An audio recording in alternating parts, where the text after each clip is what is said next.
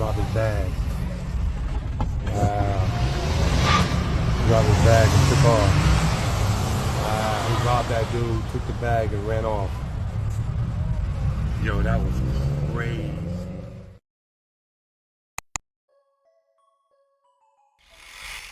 What's up, guys? Welcome back to the channel. And on today's episode, we'll be talking about traffic jam. Oh, and this isn't your normal traffic jam. This one is rife with scams and schemes and robbery. This guy in the white Chrysler 300 was just literally a sitting duck. He did not see this coming.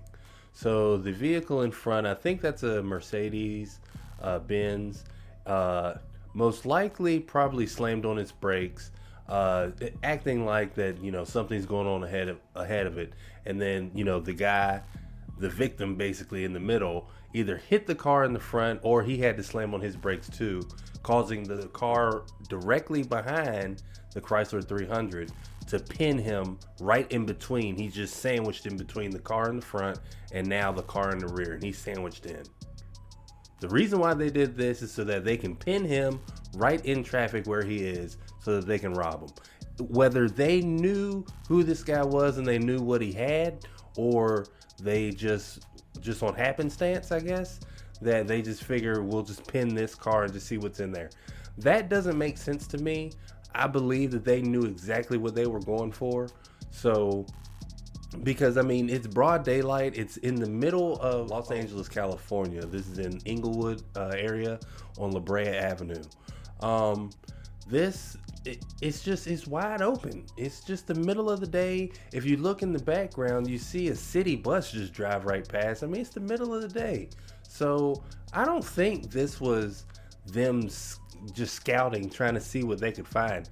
I think they knew exactly who this guy was in the white car and what they were going for. They came out with a book bag.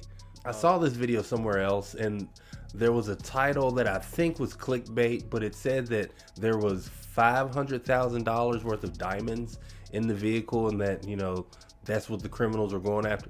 I don't know. I don't believe that, because this is just a regular Chrysler 300, and why would they have $500,000 worth of diamonds in a Chrysler 300? That doesn't make sense. So I'm not trusting in that. So I really don't know what they were going for. That's really not any of my concern anyway. But the whole point is just the strategy in which they use to get this guy. They pinned him in the front and then in the back, and then they rushed the doors.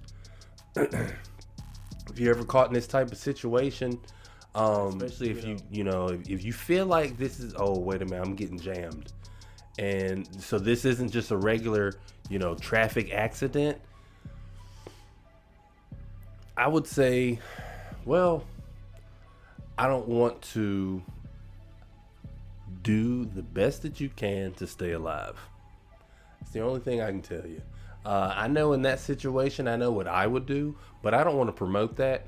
So, you know, because I wouldn't want, Lord forbid, anyone to take my word for that and then, you know, you mess around and lose your life. So do what you think is best in this situation. If your car gets pinned like that, it looked like to me, like I said, if you go back and watch the video, you can see the Chrysler 300 in the middle. He had his wheel turned. I believe that when he got pinned in the middle, he knew what was going on. So he turned the wheel, and you can actually see it's turned drastically towards the other lane so he could try to get out of there. I think he knew what was going down. He just got pinned too tightly and he couldn't maneuver his vehicle out.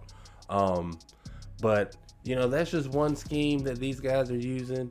And in the next video, you'll see an even more intricate scheme. It's called the bump and go, bump and run, something like that. The bump and rob, used by criminals across the world for many years. Here we see a Dodge Charger stopped at a red light late at night. Another car comes behind, bumps him. Never get out of your vehicle late at night to see what's going on. Keep the car running, keep the doors locked, get ready to pull away and dial 911, all the while monitoring those in the car behind you. Here we see he gets out and he's immediately robbed of his phone and his car. He tries to run away and he's actually shot in the leg. And as you saw, this guy was, in a dimly lit area of the city, and he got hit very insignificantly. It looked like his car was just barely tapped. But in that situation, I would imagine that, your mind is probably racing and you're just thinking, somebody just hit my car, daggone, let me look at the damage, like a normal person would. But this situation right here that these guys have, they're preying on the fact that you will get out the car and check out the damage, check out the situation. In this instance, I believe that you have to have situational awareness. You have to recognize that, number one, I'm in a part of town that maybe I don't know much about. Number two, it's night. Number three, there's no one else in the vehicle with me, and I don't know how many's in the vehicle over there. Number four, how hard was this? Did they tap my vehicle? Is there real damage from that? If you look at the video, I didn't slow it down. So the tap, when he hit the car, it really, if anything, maybe a buff issue, maybe a small scratch. All I'm saying is, in one of these situations, you have to realize that the first law of nature is self-preservation. You have to have enough common sense to say, okay, this might not be a regular situation. This might not just be a regular car accident. This type of scam, they're not going to run this type of scam in the projects, if you think about it. Who in their right mind is trying to get a project car? Nobody. Especially if that's your hustle. So if you really think about it, this type of scam you're going to find in a decent part of town where there's nice houses, nice homes, nice vehicles. These are the target vehicles that they want. They don't want some project car, some Kia that's busted up and get the ignition all tore out from the last time it was stolen. Nobody, they're not going there. So just get that out your mind. Oh, I live in a good part of town. That'll never happen to me. You are the target, okay? You're the one that they want because you're the one that has the resources. You have the things that they want.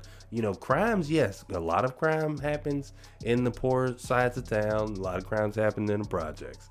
But then there's specific crimes that happen in the nice parts of town that literally do not make sense in the projects. It just does not make sense. Sometimes people are preying on your aggression. The aggression would be, oh man, you hit my car, and come out steaming mad. But you see how many people came out of that other guy's car. They were ready for it. So you as an individual have to realize that, I might not be the biggest, baddest thing in town, and there's only one of me and there might be 6 of them. Just simple math. You're not going to win.